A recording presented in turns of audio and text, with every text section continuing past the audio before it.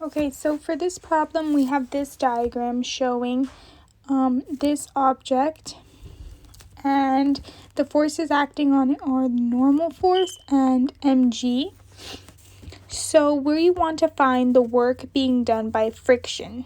So we write the equation that the net work is equal to the change in the kinetic energy. So what is the net work? What's all the forces that are acting on this?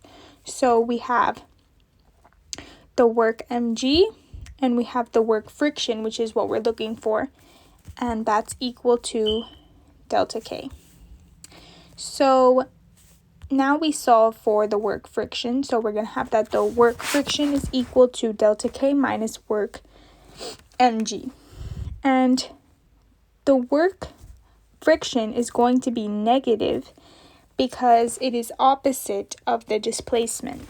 So the displacement is going, so friction is always opposite of the displacement. So if the displacement was going this way, friction would be acting this way, and vice versa. So we know that the friction is going to be negative. The work is going to be negative. So the work friction is equal to delta K, which we know is all of this equation minus 0, which is what we found the mg to be.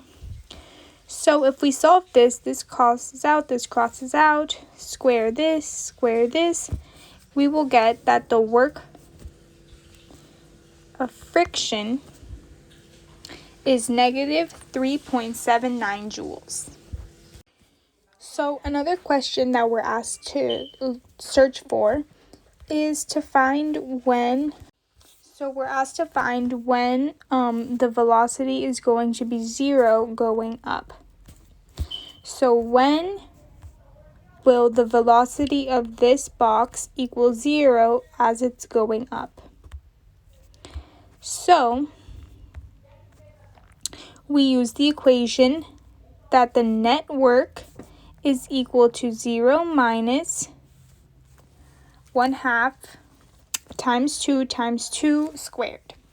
So we'll have that the net work is equal to negative 4 because this crosses out and this is 4 and it's negative.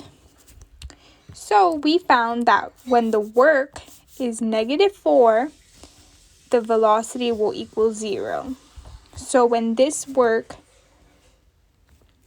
is negative 4, the box will have a velocity of 0.